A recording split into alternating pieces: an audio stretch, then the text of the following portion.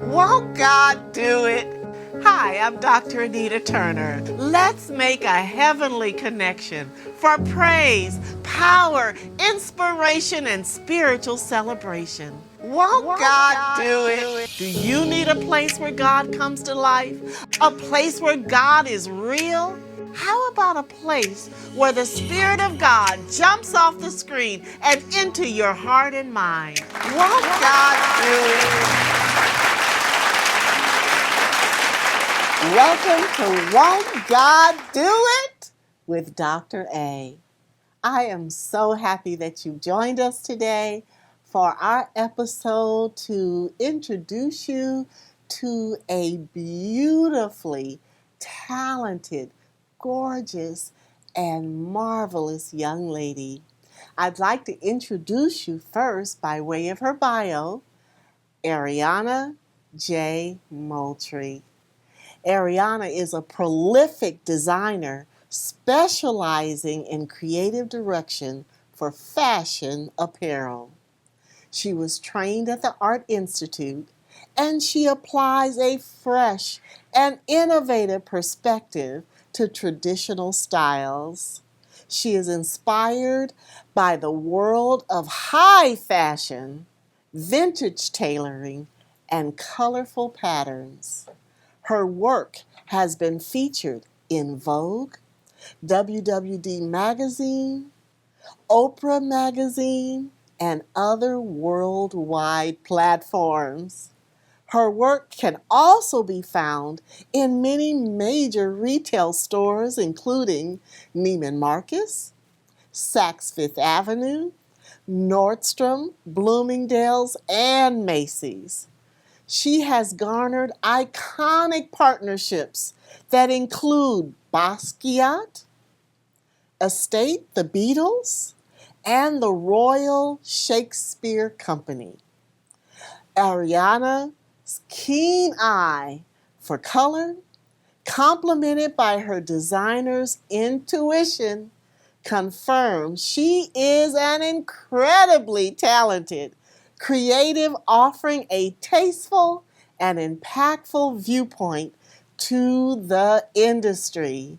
And she's also my eldest daughter. I'd like us all to welcome Ariana Moultrie. Welcome, Ariana. Thanks for having me. How are you today? I'm doing amazing now that I'm here with you. Thank you, and I appreciate you joining and being a part of the show today. I appreciate you having me on. Thank you. Now tell me, how did you come to know the Lord? So, as you know, I grew up in the church. I spent my Sundays in Sunday school, children's church, Bible studies with my siblings and my friends. And eventually that transformed into me knowing the Lord as an adult. So I studied the Word. I continued to take it on with me as I went to college and into my adulthood. So, yeah. And it shows, it shines. But tell me about your journey. Now, I just described this bio, this out of this world, but we need our audience to know that there is a journey that leads to that. Can you share some of your journey with the audience? Yes, there is a journey, and it is a long one, but a strong one. Okay, tell us about that. So, I always knew I wanted to work in fashion. I always knew I was a creative. When I was younger, I was inspired by our siblings, my older brothers, and they had projects that they were creatively directing and showcases that they were putting on for so many different artists and prolific people in the industry. So that was my initial inspiration, and they would bring me along with them on their projects. Yes. I was picking out costumes backstage, gluing rhinestones on jackets, cutting up your dresses and making them into other dresses. And then eventually that really turned into a true passion. And in high school, I decided this is the career I want to pursue. So I knew I had this passion, and I was thinking of ways to implement it into my everyday life. So I founded a fashion club in my high school. Yes. I also knew I wanted to go to fashion school, so I was applying to all the top institutes in New York, in Paris, in Los Angeles, and I eventually landed on a university that had a fashion design competition. Yes. And I entered that. Yes. What was it called? It was called the Passion for Fashion Passion competition. for Fashion. Yes. And it was not easy. Yeah. I remember you having to take me to fashion sewing classes Yes. and driving me from the west side of LA to the valley, back and forth every day. And it all paid off, right? Because Yes. I ended up winning the competition. Not just the local competition. Against 400 applicants. But also national competition. The national, yep. So that really changed my life because that competition allowed me to have a full ride scholarship to Fashion University. It also provided me with a spread in 17 magazine. Yes. And I also had a spot at New York Fashion Week. So I was the only 17-year-old at New York Fashion Week. Wow, that's incredible. Yeah, and so that was just at 17. And so then that journey continued. I went to college. I got my first internship. My first internship hired me full time. Yes. And I started working in the fashion industry. I moved to New York City to pursue that even further. And then landed a huge, amazing opportunity at one of the leading contemporary fashion houses in the world. And I'm still there now, and I'm still working towards my goals within the industry and still accomplishing things every day. So that's wonderful. And, you know, along with those successes along the way on that journey, I'm sure there were challenges, there were setbacks, there were things you had to overcome. So many, yeah. Describe that. How did you deal with those challenges? There's obviously just day-to-day challenges, right? Like, how am I going to pay my rent? Yes. You know, like how am I going to move my entire apartment and life from Los Angeles to New York City? Right. What will my mom think? Will she let me go? And I did. You did, and you supported me so much. And so there were other challenges internally too, being one of the only women of color in the room most of the time, being the youngest in the room most of the time. Having to explain why people should listen to me and having to do 10 times more than the others that were in the room. Right. So those were some of the challenges. And, you know, as a creative, we get imposter syndrome is what they call it. Yes. Am I good enough? Yes. Is what I'm saying important enough for people to listen? So I had to deal with a lot of that and reflection and. But how did that imposter syndrome has come up in other shows for different professions? Yes. So how did you overcome that? Because you are young, you're beautiful, you're a woman of color. Here you are in a major fashion industry, but you're Ariana, you're a one of a kind. Of course. Yes. Well, obviously, you have to have a support system, and I really appreciate you being so supportive of me. And my walk with the Lord is what guides me every day. When I wake up in the morning, there's no way I'm getting through the day without saying, Lord, thank you so much. Please help me get through this. Yes. Give me the strength to get through this. I go through high stress seasons all the time in work and in my personal life. And I have to take a step back, pray. I have to write. I have to read my Bible. Yes. I have apps on my phone that have random scriptures pop up so that I can remind myself throughout the day, hey, think about your strength in the Lord. Right. So. And those do help. And that's good encouragement for anyone watching. Have those reminders, have those affirmations, have those things that pop up and remind you that you are God's. Yes. That's beautiful. And now we talk about how you talked about how you implement in your everyday life spirituality, and that's important. But the other part that I wanted to have you share is your why. Why are you, what is the why? What does that mean? What is your why? Can you explain that? Yeah.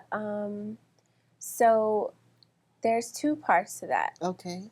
because your why is not just about career growth for me. Okay. It's not just about career growth. It's not just about monetizing your life and your passions. But for me, my why consists of, how do I put a smile on people's faces? How do I inspire other people that were in my shoes that didn't know how they were going to get to this position? Yes. How do I inspire people to keep going and to fight those challenges and to trust themselves? Yes. And also, who inspired me? Yes. My older siblings, my mom, my family. Mm-hmm. So someone else needs some inspiring. Yes. You know? And you consider yourself a role model. I do. And how do you get those smiles? What what is your sort of method of encouraging other people who are people are watching you all the time? Yeah. Yeah. So on the platform that I like to use social media. Okay. So I use social media in different ways. So I can post a little fashion blurb, or like I'll have like a cute outfit on, but then I'll have a scripture in the corner. Oh. And so, or I'll to like, get ready with me. Yeah. But the background music is for your glory. And it's like a subconscious thing, Yes. so it's like reminder, hey, like don't forget who like is getting you through this. Yes. So that's kind of my little thing that I do. But also mentorship is just as fulfilling as it is for me for the person that I'm mentoring. Okay. And it comes like, you bring people to me all the time. Hey, this girl wants to be a fashion designer and she really wants to talk to you. Please give her some words of encouragement. Yes. But also, there's little girls that reach out to me on LinkedIn. There's people who, hey, I noticed your journey. Can you tell me more? How do I get to this place? And just being open and receptive to those that are trying to learn. Yes. Because to me, there's no height that you can go that would prevent you from giving to someone else. So it doesn't matter how big you are or how successful you are, there's always people who are watching you. Yep. And you never know who's watching you. Right. I'm just thinking, I'm little old me. I'm just, designing and posting and going on about my day. Yes. But you don't know who's watching you and who can be inspired by just the smallest thing that you do. Yes. And you don't know where they're coming from either. I have people reach out to me from Savannah, Georgia, randomly, even though I'm in New York. I'm like, how did you even find me? And how do they? Because of your social media? Social media. Even one of my very close friends found this fashion blog that I created that I didn't know I had any viewers for. I didn't even think people cared about it. She reached out to me and said, I love how you put these things together. Can you do this for me too? Oh. And so I did it for her. She went to a festival in Africa. Oh. And her look blew up and was featured in magazines, websites, all kinds of things. Just from me putting out my work and my art, not thinking anyone would notice. Yes. So it's like what I said about the imposter syndrome. It's like, just do it. Yes. You don't know who's going to be inspired by it. And fashion is an art. It is. We talked about in your bio about patterns and colors and knowing how to merge things. And you don't just do clothes, right? You do other things. Mm-hmm. What kinds of things do you design?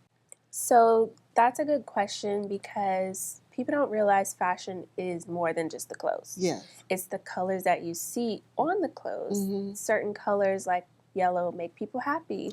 Blue is a trusting color. So it's really important for me to think about that full range. And when I'm designing for different clients that maybe they're going to a benefit for a fundraiser or something like that, I need to have that in mind. How can I inspire that person to feel confident in what they're saying to other people, and how does the look that I'm giving them come across without them even speaking any words? So their fashion speaks. Yes.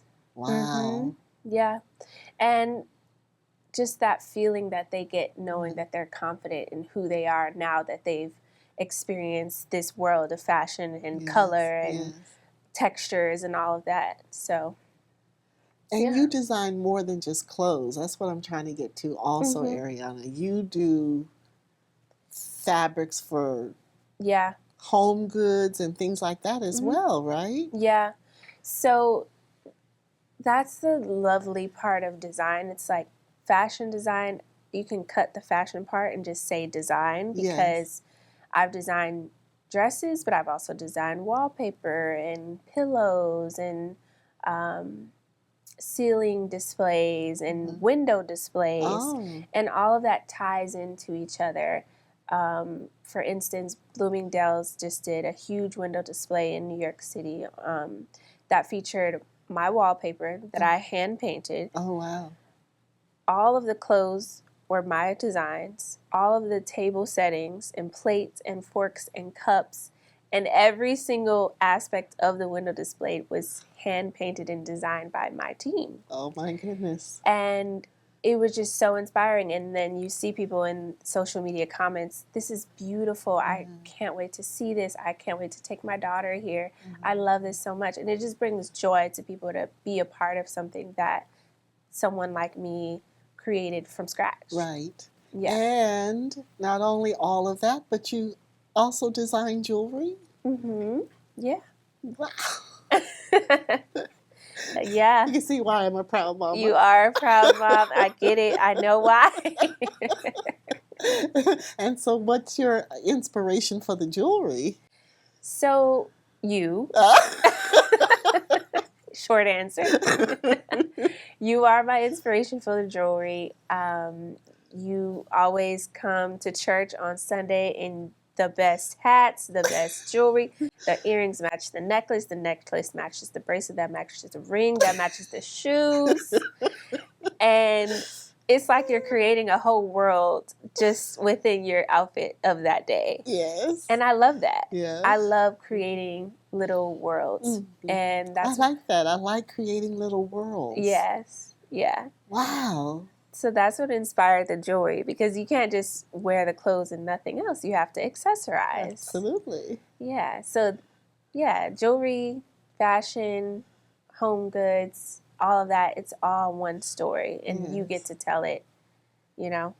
Now, when you're doing fashion week and fashion shows, you have models, right? Do you design, or do you get to kind of decide what looks best on what model, or does your team do that?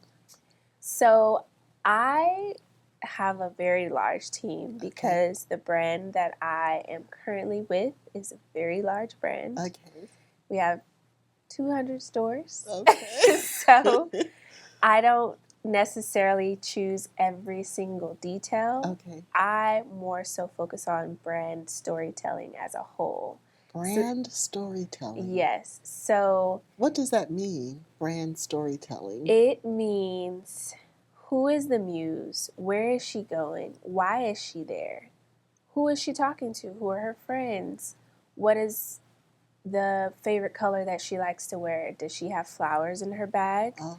And so all of that we think about before we even design the clothes. Oh, wow. So the girl can be an American girl that is exploring the south of France, and she likes to wear blue and yellow with flowers in her bag and in her hair. So that's the muse. So then we design the clothes. Okay, what is she wearing? Is she visiting a chateau? Is she on the beach? What is she wearing to the beach? Is she wearing a scarf, sunglasses? Oh. So then it's creating that whole flow of her lifestyle. Wow. And then you get to the part where the collection is done. Yeah. And how do we manifest that story onto models into a fashion show? Oh. So the thing that's really cool about what I do is I don't do runway shows. I do live model installations, which means I have models act like mannequins. Oh my goodness. Wearing the clothes in beautiful draped scenery, clouds in the sky, flowers, butterflies, all kinds of little magic touches that create a world, like I said. Yes. And the models just stand there, look cute, sporting the clothes, creating the world. You are creating a fabulous world, Ariana, and you're beautiful all by yourself. But how do we encourage our audience? What would be some words you'd like to encourage them? That's a good question. So I like to do, like I said, my daily little bits, right? Mm-hmm. But there's also the part of it, that's the internal part, you know, like reading your Bible. I like to put little sticky notes throughout my house on the mirror when I'm brushing my teeth. You are everything. Oh. You are a light. You bring light to the room.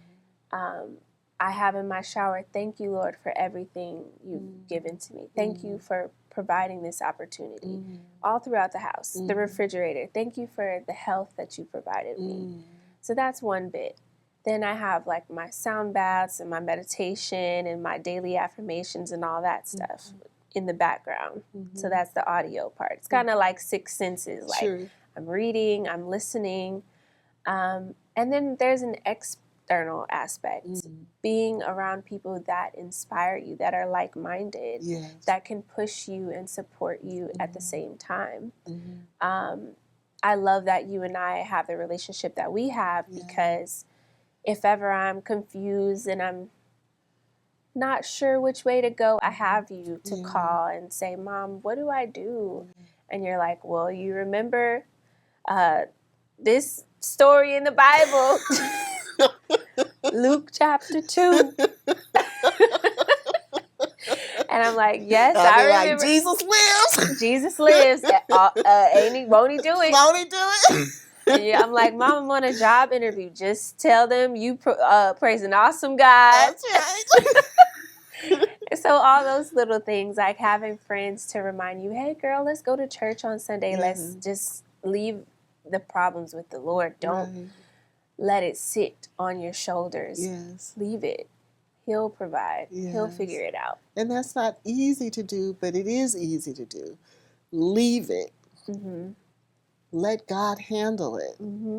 Because he knows everything about us anyway. Yes. And he knew the situations we were in before we even were in them. Yes. So to God be the glory. Right. And it's about what Pastor said this past Sunday, standing in your victory. It's about knowing that you already have it before it even happens. Like when I was in the design competition in college, I was not worried because I'm like, I put everything into this.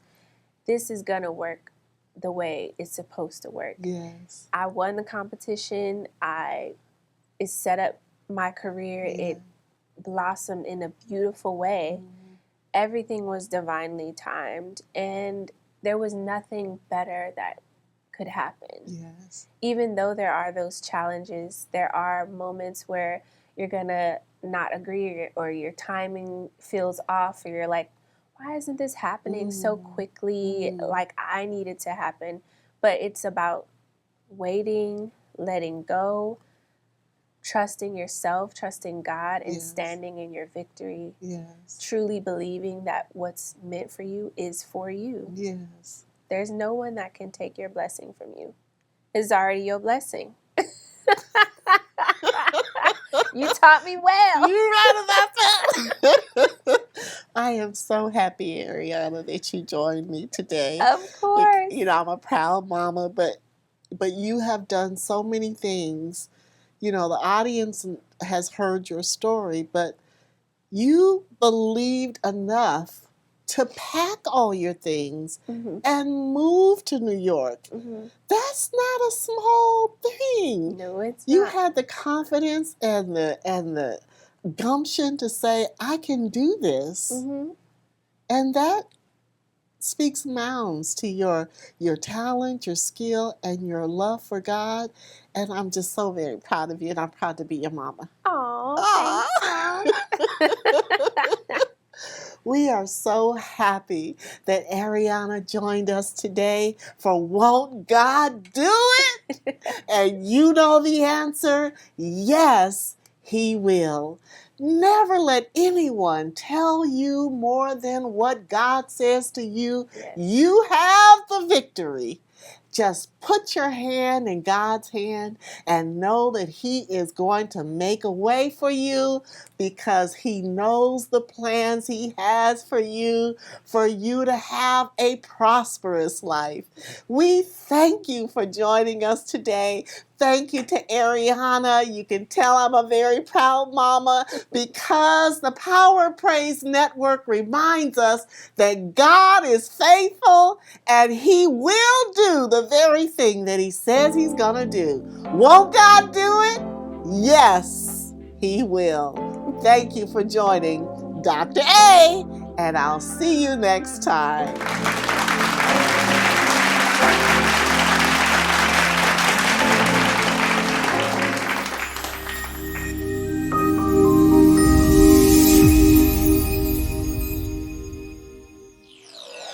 You're watching Power of Praise TV.